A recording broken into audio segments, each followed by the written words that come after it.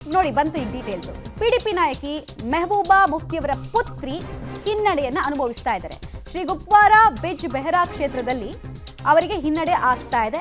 PDP ನಾಯಕಿ ಮೆಹಬೂಬಾ ಮುಫ್ತಿ ಅವರು ಈ ಸಲ ಎಲೆಕ್ಷನ್ಗೆ ಕಂಟೆಸ್ಟ್ ಮಾಡಲಿಲ್ಲ, ಬದಲಾಗಿ ನನ್ನ ಮಗಳನ್ನ ನಿಲ್ಲಿಸ್ತೀನಿ ಅಂತ. ಅವ್ರದ್ದು ಕೂಡ 3ನೇ ತಲೆಮಾರಿನ ರಾಜಕಾರಣ ಇದು. ಅವ್ರ ಮಗಳನ್ನ ಗೆಲ್ಲಿಸ್ಕೊಳ್ಬೇಕು ಅಂತ ಬಳ ಓಡಾಡಿದ್ರು.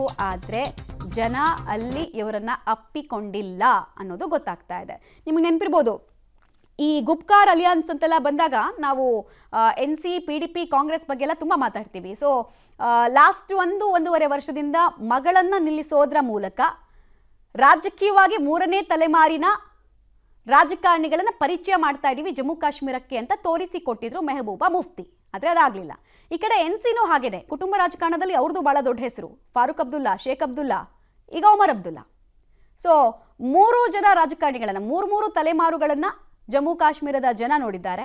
ಯಾರನ್ನ ಆಯ್ಕೆ ಮಾಡ್ಕೊಳ್ಬೇಕು ಅನ್ನೋದನ್ನ ಕೂಡ ಜನ ಇಲ್ಲಿ ಡಿಸೈಡ್ ಮಾಡಿ ತೀರ್ಪನ್ನ ಬರೆದಿರೋದು, ಅದು ಎಸ್ಟಾಬ್ಲಿಷ್ ಆಗ್ತಾ ಇರುವಂತಹ ರೀತಿಯನ್ನ ನೀವು ಗಮನಿಸ್ತಾ ಇದ್ದೀರಾ. ಜಮ್ಮು ಕಾಶ್ಮೀರದಲ್ಲಿ ಬಿಜೆಪಿಗೆ 26 ಸ್ಥಾನಗಳಲ್ಲಿ ಲೀಡ್ ಸಿಕ್ಕಿದೆ.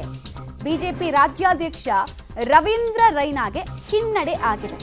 ನೌಶೇರಾದಲ್ಲಿ 11,000 ಮತಗಳ ಹಿನ್ನಡೆಯನ್ನ ರವೀಂದ್ರ ರೈನಾ ಅನುಭವಿಸ್ತಾ ಇದ್ದಾರೆ. ನೌಶೇರಾ ಅಲ್ಪ ಮಟ್ಟಿಗೆ ಮುಸ್ಲಿಂ ಡಾಮಿನೆಂಟ್ ಇರುವಂತಹ ಜಾಗ ನೌಶೇರಾ.